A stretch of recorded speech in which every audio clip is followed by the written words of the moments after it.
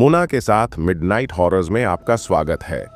अगर आपने अभी तक ऐसा नहीं किया है तो सब्सक्राइब बटन दबाना न भूलें, क्योंकि आप जो सुनने जा रहे हैं वह कमज़ोर दिल वालों के लिए नहीं है। यह खौफनाक कहानी ऐसी है जो इसे देखने के बाद भी लंबे समय तक आपके साथ रहेगी।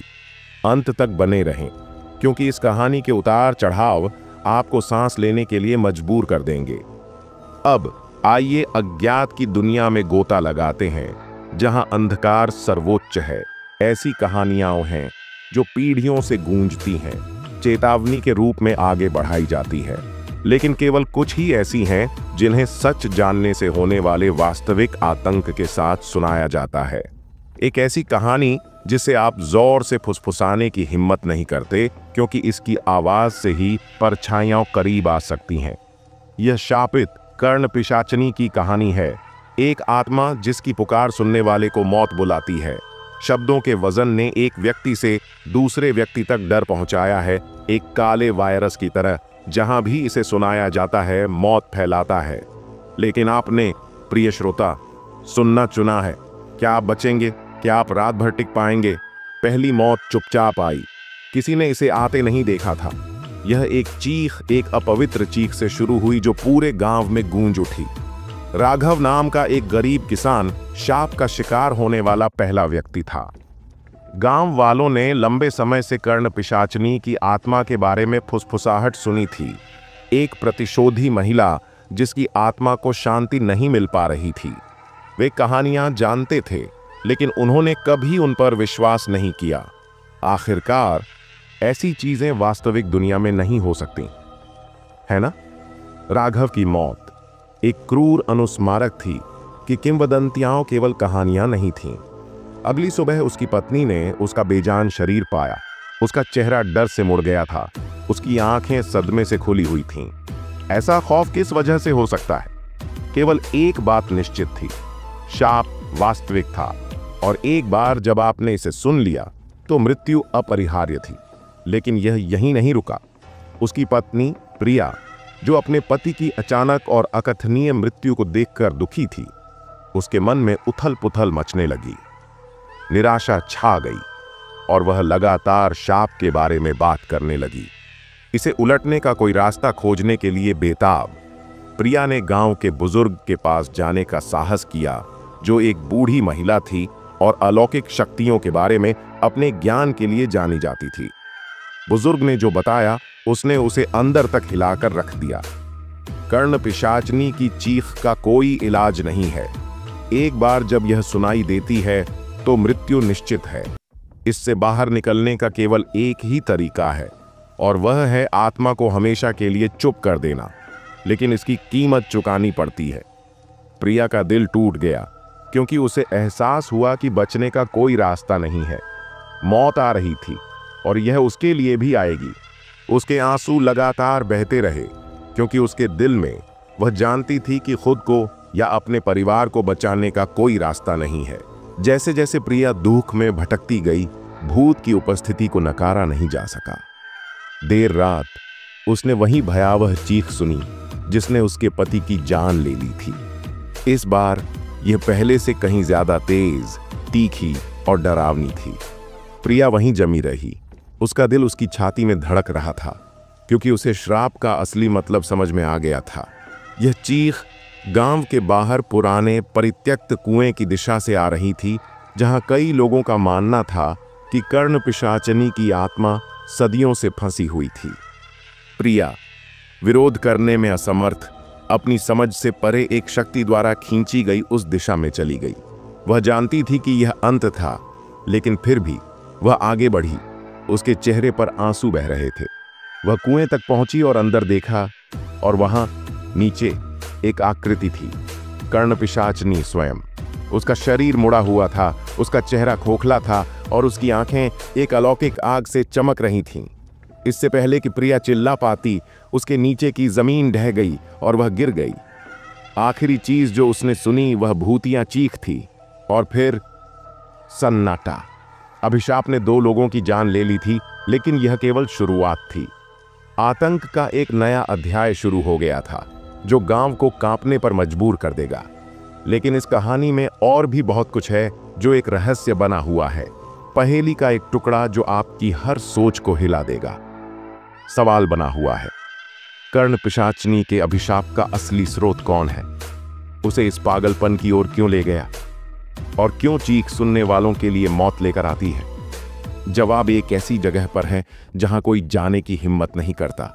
एक ऐसी जगह जो इतनी अंधेरी और इतनी भयानक है कि सबसे बहादुर भी वहां नहीं जा सकता। आगे क्या होगा? रहस्य गहराता जाता है और आतंक जारी रहता है। देखते रहिए, क्योंकि अगले एपिसोड में भयानक सच्चाई का खुलासा होगा।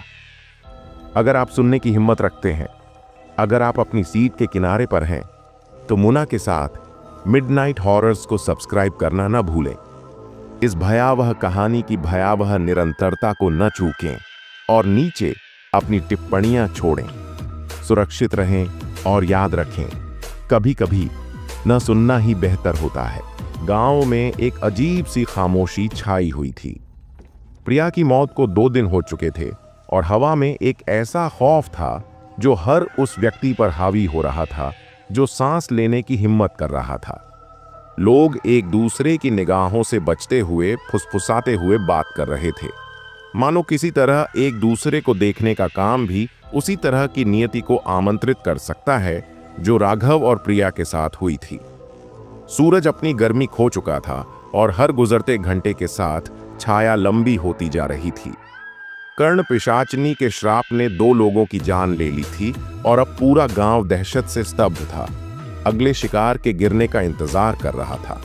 फिर अगली चीख आई जो पहले से कहीं ज्यादा तेज और चुभने वाली थी। इसने रात के सन्नाटे को तोड़ दिया और गांव वालों को दहशत में भागने पर मजबूर कर दिया। वे उस अदृश्य शक्ति से बचने की पूरी कोशिश कर रहे थे जो उनकी जान ले रही थी। आवाज साफ सुनाई दे रही थी, वही खौफनाक चीख जो राघव और प्रिया की मौत से पहले आई थी। लेकिन इस बार यह अलग थी। इस बार यह करीब थी। यह सिर्फ दूर से आती हुई चीख नहीं थी जो पुराने कुएं की गहराई से गूंज रही थी। यह गांव के बीचों बीच थी।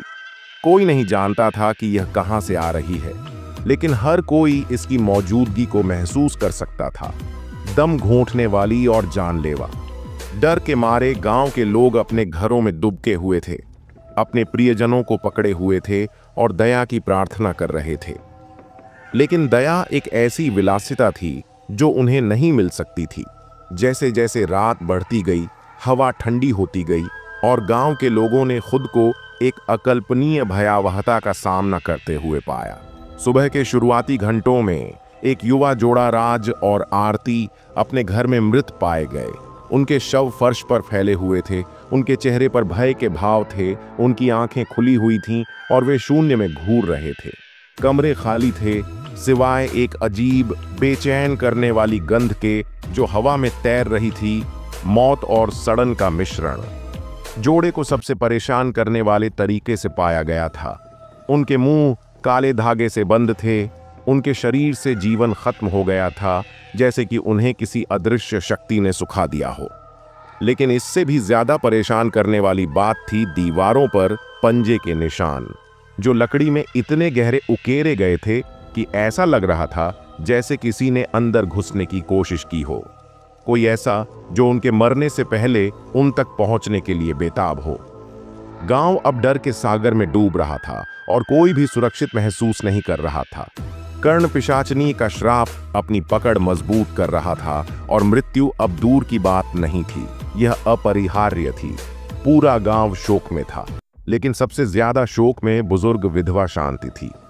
उसने तबाही को देखा था। उसने सालों पहले अपनी बेटी को एक रहस्यमय बीमारी से खो दिया था। लेकिन अब जब श्राप ने और लोगों की जान ले ली, तो शांति अब और पीड़ा नहीं झेल सकती थी। एक भाग्यशाली शाम उसने हिम्मत जुटाई और जवाब खोजने के लिए जंगल में चली गई। उसने बुजुर्गों को जंगल के अंदर एक छिपे हुए मंदिर के बारे में बात करते सुना था, जहां बहुत पहले कर्ण पिशाचनी की आत्मा को कैद किया गया था। उसे विश्वास था कि अगर वह इस मंदिर को खोज पाए और आत्मा को मुक्त करने के लिए अनुष्ठान कर पाए, तो वह हमेशा के लिए अभिशाप को समाप्त कर सकती है। लेकिन जैसे जैसे वह जंगल में आगे बढ़ी, उसे भय का एक जबरदस्त एहसास होने लगा। ऐसा लगा जैसे पेड़ खुद फुसफुसा रहे हों, उसे वापस लौटने के लिए कह रहे हों। लेकिन शांति ने गांव को मौत की बेरहम पकड़ से बचाने की उम्मीद से प्रेरित होकर आगे बढ़ना जारी रखा। वह जंगल में जितनी आगे बढ़ी, कर्णपिशाचिनी की उपस्थिति उतनी ही मजबूत होती गई। ऐसा लगा जैसे हवा ही बर्फ में बदल गई हो, और शांति ने अपनी गर्दन के पीछे बर्फीली सांस महसूस की। उसके दिल की धड़कनें तेज हो गईं जब उसने अपने पीछे धीमी और जानबूझकर कदमों की स्पष्ट आवाज सुनी। जब वह मुड़ी तो वहां अंधेरे के अलावा कुछ नहीं था, लेकिन वह सबसे ज्यादा भयभीत नहीं थी। वह दूर से मंदिर का नजारा था। एक संरचना इतनी प्राचीन, इतनी छाया में लिपटी हुई कि वह दूर से एक जीवित, सांस लेती हुई इकाई की तरह दिखाई दे रही थी। कांपते हाथों से शांति मंदिर की ओर बढ़ी, लेकिन जब वह वहां पहुंची तो उसने जो देखा उससे वह भयभीत हो गई। मंदिर खाली नहीं था जैसा कि उसने उम्मीद की थी। वहां एक वेदी के सामने घुटनों के बल बैठी खुद कर्णपिशाचिनी की विकृत आकृति थी। उसकी खोखली आंखें तीव्र अलौकिक भूख से शांति को घूर रही थीं, और इससे पहले कि शांति कुछ प्रतिक्रिया दे पाती, भूत ने उस पर झपट्टा मारा। उसके पंजे धरती को खरोंच रहे थे और वह झपट पड़ी। शांति दर्द से चीख उठी, क्योंकि उसका शरीर टुकड़े टुकड़े हो गया था। उसकी आत्मा को आत्मा ने छीन लिया था। मंदिर में अब एक नया कैदी था, और कर्णपिशाचिनी के अभिशाप ने अपना तीसरा शिकार ले लिया था। गांव अब अपनी जगह से बाहर हो चुका था। सड़कें जो कभी जीवन से भरी थीं, अब खाली थीं, खोई हुई आत्माओं की गूंज से भरी हुई थीं। हवा निराशा से भरी हुई थी, मानो हर सांस अभिशाप का भार ढो रही हो। लोग अब सूर्यास्त के बाद बाहर निकलने की हिम्मत नहीं करते थे। हर घर का दरवाजा बंद था, हर खिड़की ढकी हुई थी, और हर दिल खौफ से भरा हुआ था। कर्णपिशाचिनी के अभिशाप की फुसफुसाहट जंगल की आग की तरह फैल गई थी, जिसने गांव वालों के दिमाग को संक्रमित कर दिया था, उन्हें तोड़ दिया और भयभीत कर दिया था। आत्मा की अथक चीखें हर रात सुनाई देती थीं, और हर गुजरते दिन के साथ अंधेरा और गहरा होता जा रहा था। यह केवल मौत का डर नहीं था जिसने उन्हें जकड़ रखा था, यह निराशा थी, यह ज्ञान कि चाहे वे कुछ भी करें, चाहे वे कितनी भी दूर भागें, वे अभिशाप से कभी नहीं बच पाएंगे। लेकिन फिर कुछ अप्रत्याशित हुआ। एक ठंडी और धुंधली सुबह एक प्रसिद्ध स्थानीय व्यापारी हरीश का शव गांव के किनारे पाया गया। वह एक समझदार व्यक्ति था, एक ऐसा व्यक्ति जो कभी अंधविश्वास में नहीं फंसा, एक ऐसा व्यक्ति जो कर्णपिशाचिनी के नाम पर ही हंसता था। लेकिन अब वह बेजान पड़ा था। उसका शरीर अप्राकृतिक तरीकों से मुड़ा हुआ था, जैसे कि उसे उसके अंतिम क्षणों में हिंसक रूप से विकृत कर दिया गया हो। उसका मुंह भी उसी काले धागे से सिल दिया गया था जिसने उससे पहले दूसरों की जान ले ली थी। गांव वाले स्तब्ध थे। हरीश सबसे मुखर संशयवादी था, जो आत्माओं में विश्वास का मजाक उड़ाता था। लेकिन अब वह सिर्फ अभिशाप का एक और शिकार था, और उसकी मौत एक क्रूर अनुस्मारक थी कि कोई भी सुरक्षित नहीं था। उसका शव पुराने मंदिर के पास उसी जंगल में पाया गया था जहां शांति ने हिम्मत की थी। ऐसा लग रहा था जैसे आत्मा की पहुंच बढ़ गई थी, गांव से बहुत दूर तक अपनी घातक उंगलियां फैला रही थीं। इससे बचना संभव नहीं था। हरीश की मौत सिर्फ एक त्रासदी नहीं थी, यह एक संदेश था, उन लोगों के लिए एक चेतावनी जो अभी भी कर्णपिशाचिनी की शक्ति को नकारने का साहस करते हैं। श्राप अब केवल एक मिथक नहीं रह गया था, यह वास्तविक था, और यह सभी के लिए आने वाला था। शोक से त्रस्त ग्रामीण और भी अधिक आतंक में डूब गए। परिवारों ने अपने घरों में खुद को बंद कर लिया, यहाँ तक कि अपने मृतकों को दफनाने के लिए भी बाहर निकलने से डरने लगे। कोई भी कर्णपिशाचिनी का नाम जोर से लेने की हिम्मत नहीं कर रहा था, क्योंकि उसे डर था कि इससे उसका क्रोध भड़क उठेगा। लेकिन इस अराजकता के बीच दो भाई राघव और ओम डर में जीने से इनकार कर रहे थे। राघव ने अपनी पत्नी को श्राप के कारण खो दिया था, और ओम ने अपने सबसे अच्छे दोस्त को खो दिया था। वे एक साथ बड़े हुए थे, हर खुशी और दुख को साझा करते थे। और अब उनके बीच एक ऐसा बंधन था जिसे कोई और नहीं समझ सकता था। साथ मिलकर उन्होंने श्राप के पीछे की सच्चाई को उजागर करने और उस दुःस्वप्न को समाप्त करने का फैसला किया जिसने उनके गांव को निगल लिया था। अपने साहस और एक लालटेन के अलावा कुछ भी नहीं लेकर वे जंगल में चले गए, मंदिर को खोजने और उस आत्मा का सामना करने के लिए दृढ़ संकल्पित थे जिसने इतना दुख लाया था। वे जानते थे कि परिस्थितियां उनके खिलाफ थीं, कि वे बच नहीं सकते थे, लेकिन वे डर को अपने जीवन पर और हावी नहीं होने दे सकते थे। उन्हें सच्चाई जाननी ही थी, चाहे इसके लिए उन्हें कोई भी कीमत चुकानी पड़े। जैसे जैसे वे घने पेड़ों के बीच से आगे बढ़ रहे थे, हवा ठंडी होती जा रही थी और उन्हें चारों ओर अंधेरा छाता हुआ लग रहा था। केवल पैरों के नीचे पत्तों की सरसराहट और कभी कभी टहनी के टूटने की आवाज आ रही थी। ऐसा लग रहा था मानो जंगल खुद जीवित है, देख रहा है, उनके गलत कदम उठाने का इंतजार कर रहा है। अचानक उन्होंने इसे सुना, कर्ण पिशाचनी की अचूक चीख। इस आवाज ने उनकी रीढ़ की हड्डी में ठंडक पैदा कर दी, लेकिन वे पीछे मुड़ने को तैयार नहीं थे। चीख अब ज्यादा तेज, नजदीक और ज्यादा हताश करने वाली थी। ऐसा लग रहा था जैसे आत्मा उन्हें जाने की चेतावनी दे रही थी, लेकिन उन्होंने डरने से इनकार कर दिया। वे आखिरकार पुराने मंदिर में पहुंच गए, जिसकी प्राचीन पत्थर की दीवारें निराशा के भूले हुए स्मारक की तरह अंधेरे में उभरी हुई थीं। लेकिन जैसे ही वे अंदर गए, उन्हें एक ऐसा नजारा देखने को मिला जो उन्हें हमेशा के लिए परेशान कर देगा। मंदिर का अंदरूनी हिस्सा छाया से भरा हुआ था, लेकिन कमरे के बीच में उन्होंने कुछ ऐसा देखा जिसने उनके खून को ठंडा कर दिया। एक आकृति फटे हुए वस्त्रों में लिपटी हुई वेदी पर निश्चल बैठी हुई थी। आकृति का चेहरा घूंघट से छिपा हुआ था, लेकिन उसके आसपास की हवा में एक अंधेरी, दुष्ट ऊर्जा गूंज रही थी। भाई स्तब्ध खड़े थे, उनके दिल की धड़कनें तेज हो रही थीं, क्योंकि उन्हें सच्चाई का एहसास हुआ, वे अकेले नहीं थे। वेदी पर आकृति ने धीरे धीरे अपना सिर उठाया, जिससे कर्ण पिशाचनी का चेहरा दिखाई दिया। उसकी खोखली आंखें एक अलौकिक आग से चमक रही थीं। वह उनका इंतजार कर रही थी, वह उन्हें देख रही थी, और अब भागने के लिए बहुत देर हो चुकी थी। इससे पहले कि वे प्रतिक्रिया कर पाते, आत्मा ने उन पर झपट्टा मारा। उसके पंजे हवा में कट रहे थे। राघव और ओम ने वापस लड़ा, लेकिन वे उसकी अलौकिक शक्ति का मुकाबला नहीं कर सके। पलक झपकते ही राघव जमीन पर गिर गया। उसका शरीर पीड़ा से तड़प रहा था, क्योंकि आत्मा के पंजे उसके मांस में धंस गए थे। ओम चिल्लाया, अपने भाई की मदद के लिए दौड़ा, लेकिन आत्मा बहुत तेज थी। एक पल में ओम को हवा में खींच लिया गया। उसका शरीर हवा में लटका हुआ था, क्योंकि आत्मा की पकड़ उसके गले के चारों ओर कस गई थी। बेहोश होने से पहले राघव ने जो आखिरी चीज सुनी, वह थी उसके भाई की सांसों के लिए बेताब सांसों की आवाज। जब वह जागा तो उसने खुद को अकेला पाया। उसके भाई का शरीर कहीं नहीं मिला। आत्मा ने उन दोनों को ले लिया था और मंदिर उनकी कब्र बन गया था। अब गांव में कुछ ही आत्माएं बची थीं, और आतंक इतना फैल चुका था कि कोई भी कल्पना भी नहीं कर सकता था। कर्ण पिशाचनी के श्राप ने कुछ ही हफ्तों में एक नहीं, दो नहीं, बल्कि 5 लोगों की जान ले ली थी। लेकिन कुछ और भी भयावह था, कुछ ऐसा जो किसी ने भी नहीं सोचा होगा। काला धागा जो हर मौत के साथ दिखाई देता था, कोई संयोग नहीं था।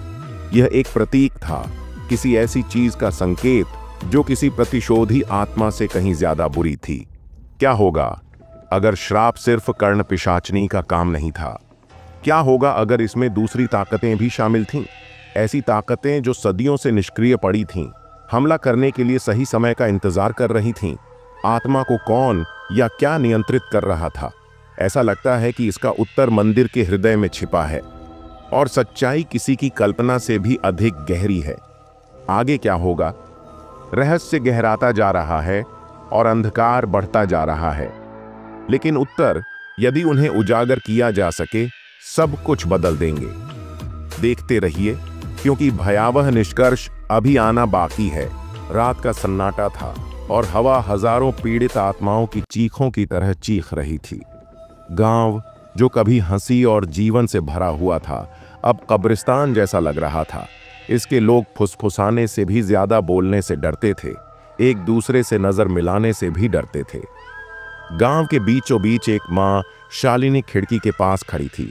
उसकी आंखें रातों की नींद के बिना खोई हुई और लाल हो गई थीं। उसका बेटा आरव बिना किसी निशान के गायब हो गया था। उसे आत्मा ने ले लिया था, ठीक वैसे ही जैसे बड़ों ने चेतावनी दी थी। गांव अब आराम की जगह नहीं रह गया था, यह एक दुख की जगह थी, एक ऐसी जगह जहां उम्मीदें पतझड़ में पत्तों की तरह मुरझा गई थीं। शालिनी का दिल हर धड़कन के साथ दुखता था, लेकिन कोई भी उसे सांत्वना देने की हिम्मत नहीं करता था। एक बच्चे की मौत ऐसी चीज नहीं थी जिसे आत्मा के प्रकोप के डर के बिना शोक किया जा सके। उसका दुख सिर्फ एक व्यक्तिगत नुकसान नहीं था, यह मासूमियत, सुरक्षा, हर उस चीज का नुकसान था जिसे कभी गांव ने प्रिय माना था। और जैसे जैसे वह रात में बाहर देखती रही, उसकी सांसें तेज होती गईं। वह अपने दिल में जानती थी कि अभिशाप अभी खत्म नहीं हुआ है, और भी जाने जाएंगी, और शायद अगली उसकी हो। गांव के पास कोई जवाब नहीं था। बुजुर्ग चुप थे, मानो उन्हें भी सच्चाई का डर हो। ऐसा लग रहा था मानो उन्हें कुछ पता था जिसे वे बताने से बहुत डरते थे, कुछ ऐसा जो उन्हें गांव पर आए भयानक भाग्य से बांधता था। कोई भी अब कर्ण पिशाचिनी का नाम लेने की हिम्मत नहीं कर रहा था। उसका नाम ही हवा को ठंडा करने के लिए, सबसे बहादुर पुरुषों को चुप कराने के लिए पर्याप्त था। फिर भी एक शाम जब सूरज क्षितिज से नीचे डूब रहा था, ग्रामीणों का एक समूह जंगल के किनारे इकट्ठा हुआ। उनमें से एक साहसी देव था, एक ऐसा व्यक्ति जिसने कुछ दिन पहले ही अपने भाई को खो दिया था और अब जवाब खोजने के लिए दृढ़ था। केवल एक मशाल और इस उम्मीद के साथ कि वह आतंक को खत्म कर सकता है, वह उस मंदिर की ओर बढ़ा जो इतनी सारी भयावहताओं का स्रोत था। गांव वाले आपस में फुसफुसा रहे थे, लेकिन किसी ने भी उसका पीछा करने की हिम्मत नहीं की। देव जानता था कि एक बार जंगल में कदम रखने के बाद वह अज्ञात की ओर बढ़ जाएगा। उसे पता था कि वह कभी वापस नहीं लौटेगा, लेकिन उसके पास कोई विकल्प नहीं था। अंधकार ने पहले ही बहुत कुछ ले लिया था। इसने उसके भाई, उसके बचपन के दोस्त और अब गांव के मासूम बच्चों को भी लील लिया था।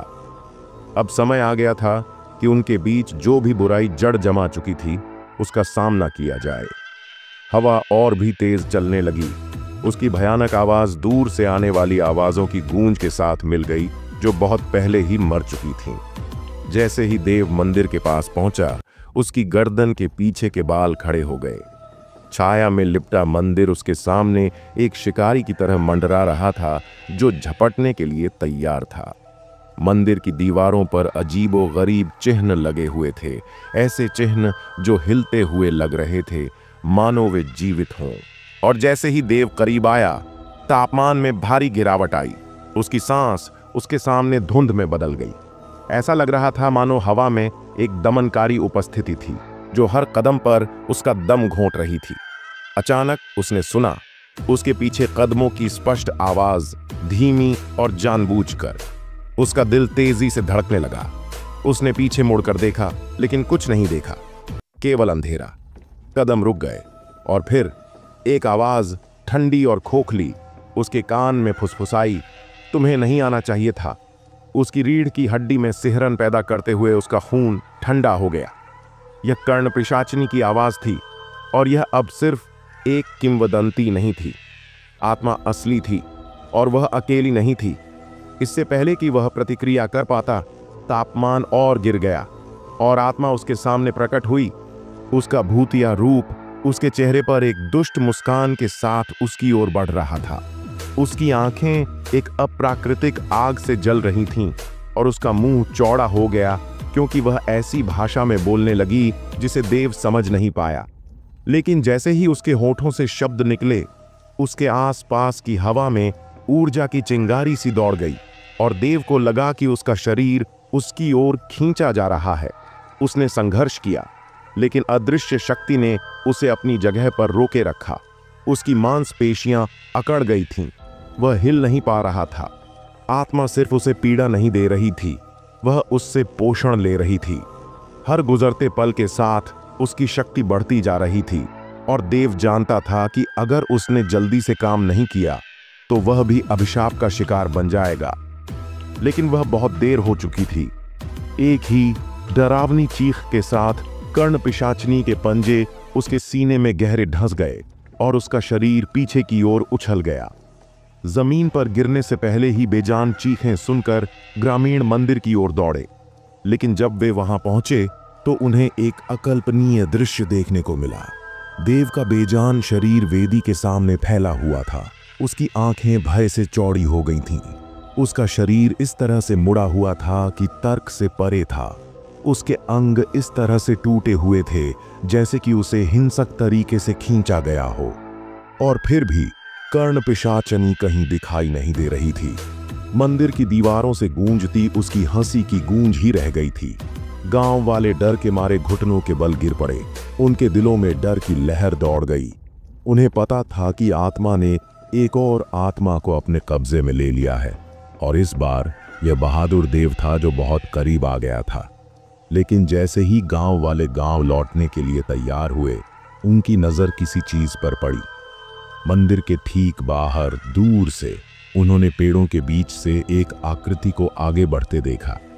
यह एक महिला थी जो सफेद कपड़े पहने हुए थी। उसका चेहरा घूंघट के नीचे छपा हुआ था। वह एक अजीब सी शालीनता के साथ आगे बढ़ रही थी। उसके हर कदम से हवा में सिहरन फैल रही थी। गांव वालों ने उसे तुरंत पहचान लिया। वह आत्मा थी, लेकिन कुछ अलग था। उसका रूप अस्तित्व में आता जाता रहता था, मानो वह दुनियाओं के बीच प्रसी हो।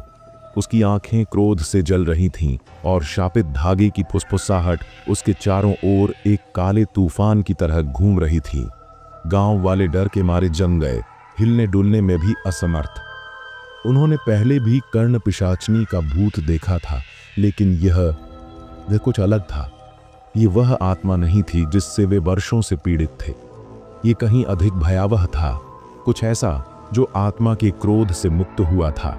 इससे पहले कि वे समझ पाते कि वे क्या देख रहे थे, सफेद वस्त्र पहने महिला ने अपनी निगाह उनकी ओर घुमाई और एक क्रूर मुस्कान के साथ वह छाया में गायब हो गई। गांव अब पहले से कहीं अधिक शापित था। आत्मा को नई ताकत, नई शक्ति मिल गई थी और कोई नहीं जानता था कि आगे क्या होगा। लेकिन एक बात स्पष्ट थी, आतंक अभी शुरू ही हुआ था। अभिशाप ने न केवल देव, उसके भाई और अन्य लोगों की जान ले ली थी, इसने कुछ और भी अंधकारमय, कहीं अधिक शक्तिशाली चीज को जन्म दिया था। सफेद वस्त्र पहने महिला कौन थी और उस अभिशाप की वास्तविक प्रकृति क्या थी जिसने इतने लंबे समय तक गांव को त्रस्त किया था? उत्तर मंदिर में छिपे थे, उस प्राचीन अंधकार में जिसने वहां जड़ें जमा ली थीं। लेकिन गांव वालों ने उन्हें खोजने की हिम्मत नहीं की, इस डर से कि वे क्या उजागर कर सकते हैं। जैसे जैसे चांदनी ने मंदिर पर अपनी ठंडी चमक बिखेरी, रहस्य गहराता गया और आतंक बढ़ता गया। सफेद वस्त्र पहने महिला ने उत्तरों से ज्यादा सवाल पीछे छोड़ दिए थे और अब गांव एक घातक जाल में फंस गया था, जो जीवित और अज्ञात की दुनिया के बीच फंस गया था। आगे जो होता है उसे देखकर आपकी सांसें थम जाएंगी, लेकिन सच्चाई सिर्फ अगले एपिसोड में ही सामने आएगी। गांव में अजीब तरह से सन्नाटा था। इसकी सड़कें खाली घरों से भरी हुई थीं, खिड़कियां बंद थीं ताकि वे भयावहता को रोक सकें जो जीवन का एक दैनिक हिस्सा बन गई थी। सूरज अब भी उगना शुरू ही हुआ था, लेकिन पिछली रात का डर अभी भी घने कोहरे की तरह हवा में छाया हुआ था। दुखी मां शालिनी अपनी छोटी सी झोपड़ी में अकेली बैठी थी, अपने बेटे आरव की तस्वीर को पकड़े हुए। अब वह छवि बहुत दूर, बहुत अवास्तविक लग रही थी। वह चला गया था, आत्मा ने उसे ले लिया था और वह उसे वापस लाने के लिए कुछ भी नहीं कर सकती थी। उसने जंगल के हर कोने को खोजा था, बुजुर्गों से बात की थी और पुजारियों से भी मदद की भीख मांगी थी, लेकिन उसकी सारी कोशिशें बेकार गईं। किसी के पास जवाब नहीं था, किसी के पास समाधान नहीं था। गांव मर रहा था और शालिनी को लगा कि जैसे जैसे दिन दुख और खामोशी में बीत रहे थे, उसकी आत्मा मुरझा रही थी। आरव की मौत ने उसे तोड़ दिया था और ऐसा लग रहा था कि उसके बेटे की मौत तो बस शुरुआत थी। कर्ण पिशाचिनी की आत्मा ने किसी ऐसी चीज को जगा दिया था जो किसी की कल्पना से भी कहीं ज्यादा खतरनाक थी। जैसे जैसे दिन बीतते गए, गांव और भी हताश होता गया। लोग खतरनाक दर पर गायब होने लगे, उनके शव कभी नहीं मिले। यह सिर्फ युवा और बूढ़े ही नहीं थे, यह हर कोई था जो सूर्यास्त के बाद बाहर निकलने की हिम्मत करता था। एक एक करके ग्रामीण गायब हो गए, पीछे सिर्फ खाली घर और अनुत्तरित प्रार्थनाएं छोड़ गए।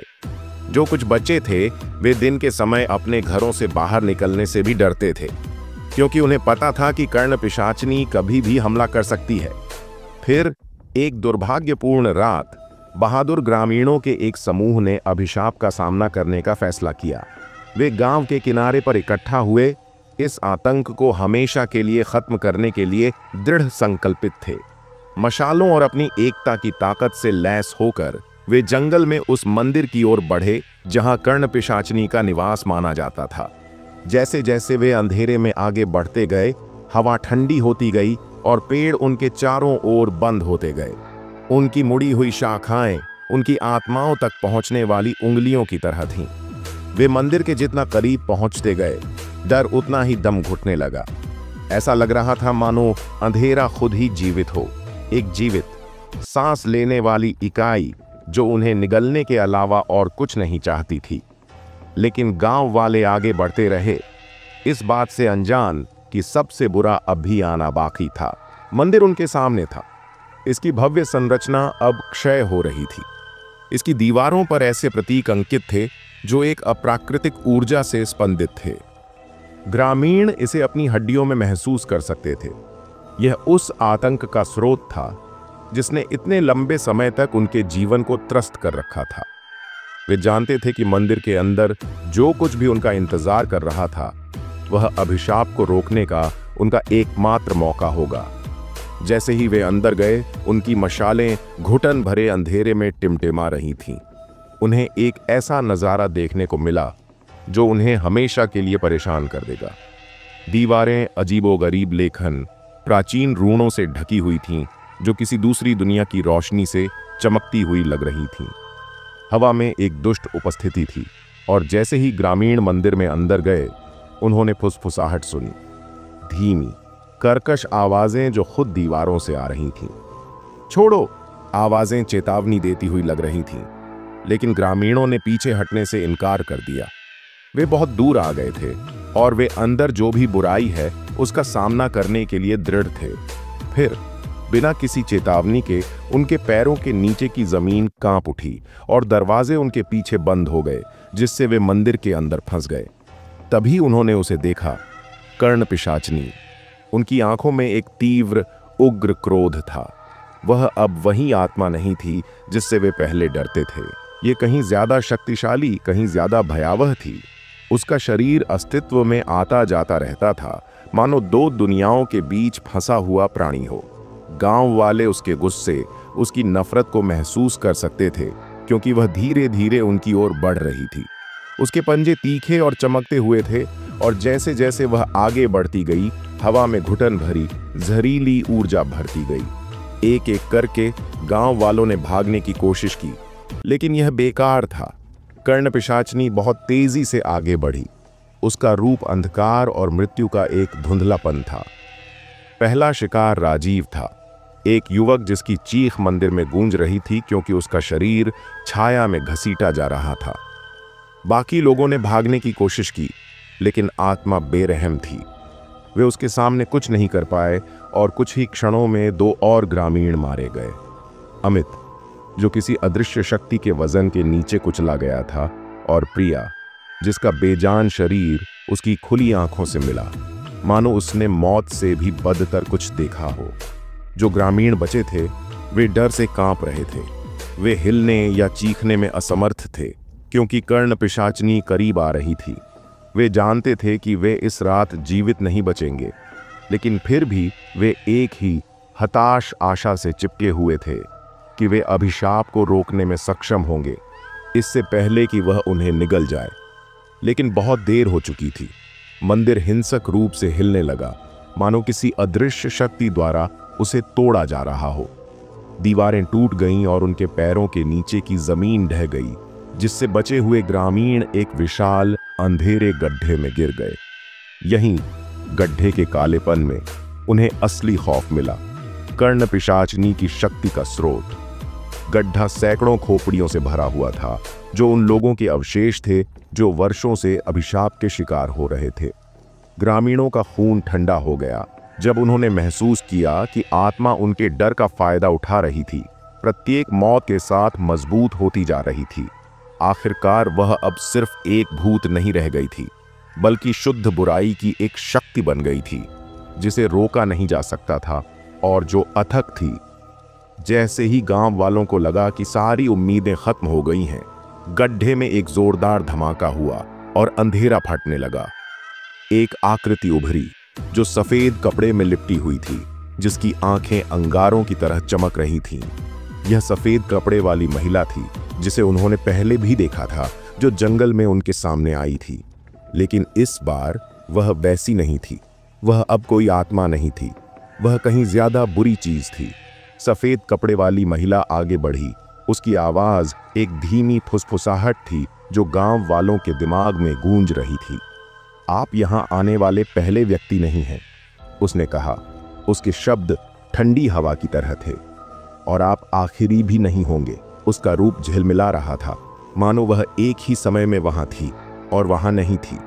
वह अभिशाप की कुंजी थी जिसने यह सब किया था, और अब वह कर्ण पिशाचनी के बारे में, सच्चाई और मंदिर में प्रवेश करने की हिम्मत करने वालों का भयानक भाग्य उजागर करने वाली थी।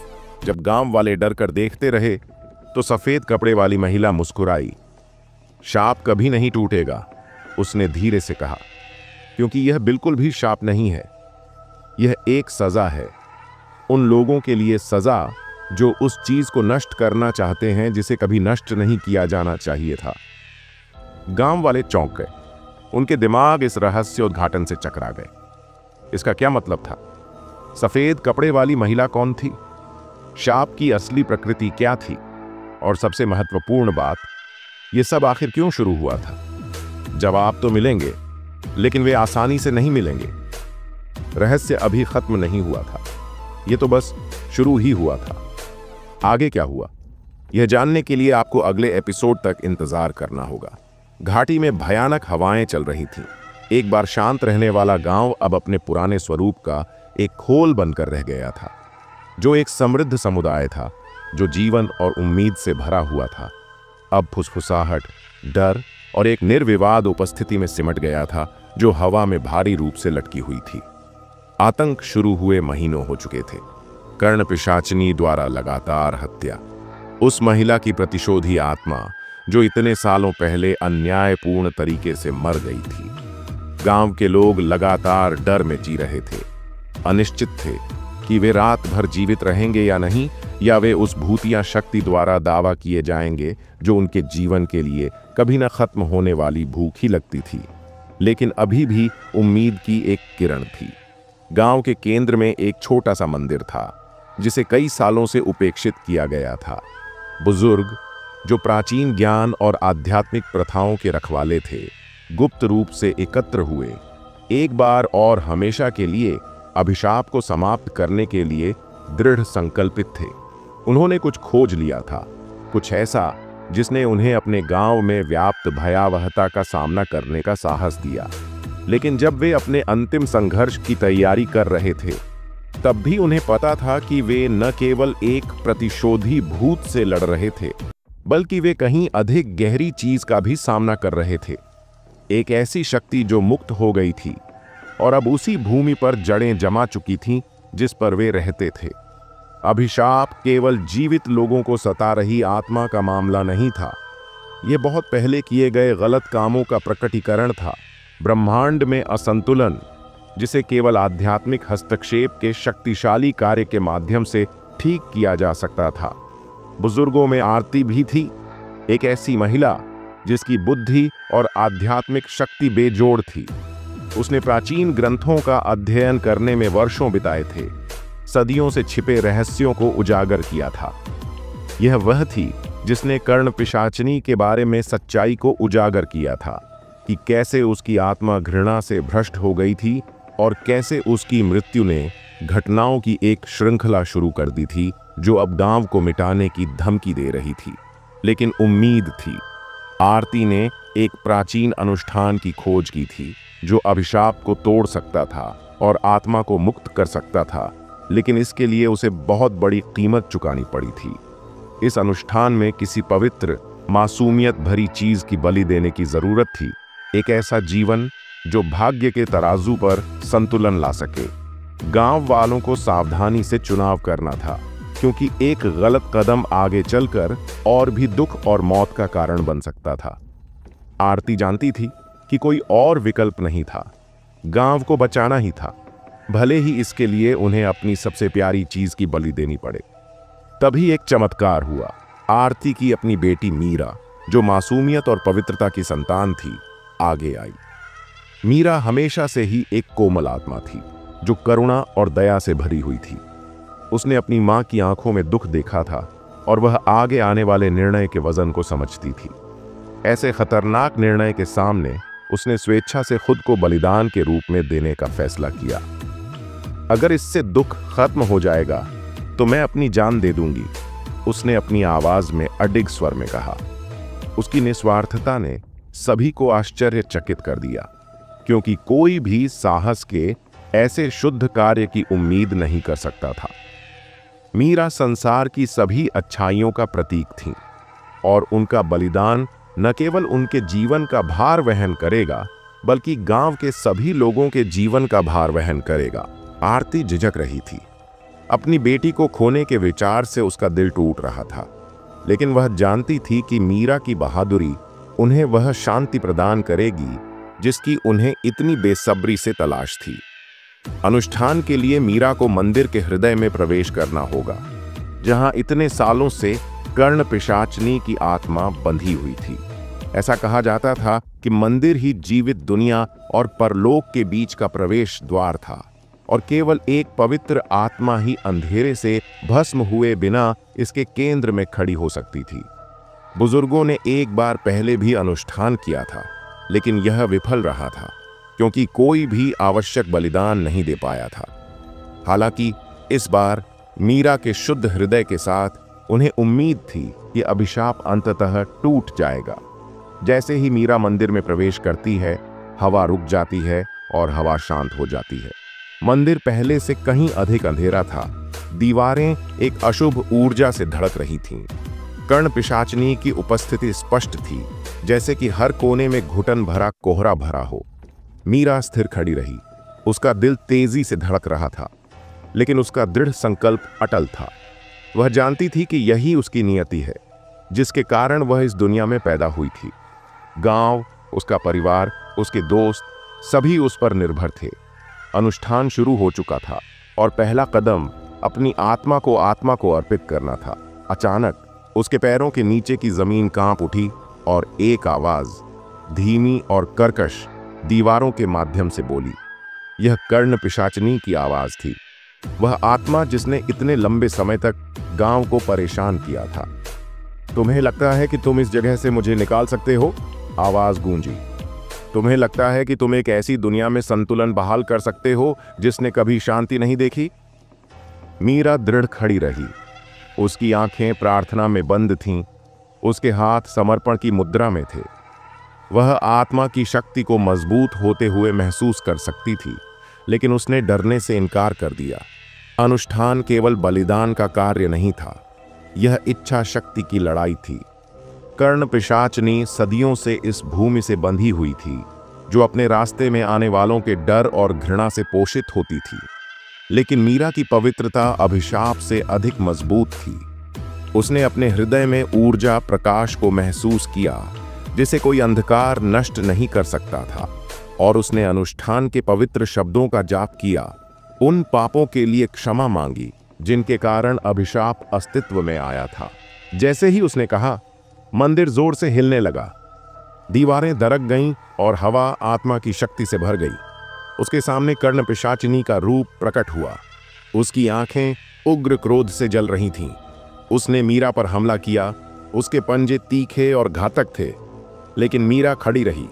उसका दिल प्रेम और करुणा से भरा हुआ था। वह जानती थी कि अभिशाप को समाप्त करने का एकमात्र तरीका हिंसा या भय नहीं है, बल्कि क्षमा के माध्यम से है। जिस क्षण आत्मा उसके पास पहुंची, मीरा की आवाज अंतिम शक्तिशाली चीख में गूंजी। अपनी घृणा को छोड़ दो, उसने फुसफुसाया। अपने दर्द को छोड़ दो। उस पल कुछ चमत्कारी हुआ। कर्ण पिशाचनी का रूप डगमगाने लगा। उसकी आंखों की उग्र तीव्रता कम हो गई। इतने लंबे समय से उसे खाए हुए अंधकार ने छौंकना शुरू कर दिया, मानो अभिशाप खुद ही हट गया हो। हवा हल्की हो गई और मंदिर, जो कभी भय से भरा हुआ था, अब एक नरम, शांतिपूर्ण प्रकाश में नहाया हुआ था। आत्मा की प्रतिशोधी ऊर्जा फीकी पड़ने लगी। उसकी जगह शांति की भावना ने ले ली, जो मंदिर से होते हुए पूरे गांव में फैल गई। और फिर जितनी जल्दी यह सब शुरू हुआ था, उतनी ही जल्दी खत्म भी हो गया। कर्ण पिशाचनी खत्म हो गई। मीरा थक कर घुटनों के बल गिर पड़ी, लेकिन शांत थी। श्राप टूट चुका था और गांव बच गया था।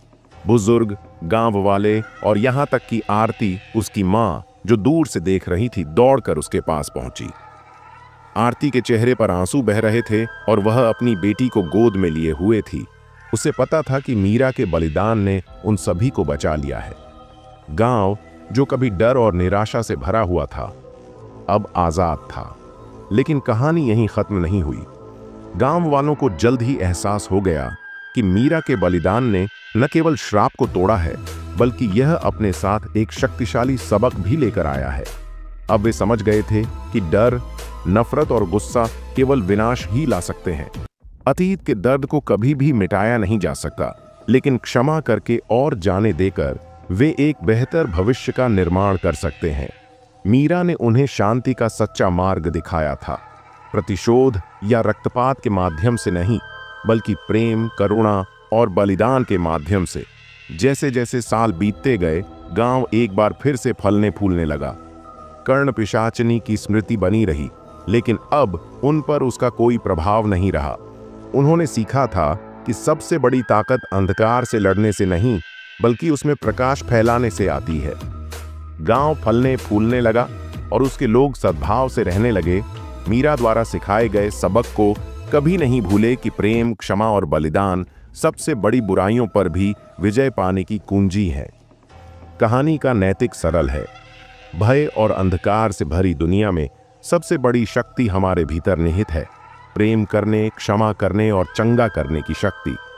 इन कार्यों के माध्यम से ही हम सबसे भयानक शक्तियों पर भी विजय प्राप्त कर सकते हैं और सबसे अंधेरी जगहों पर प्रकाश ला सकते हैं।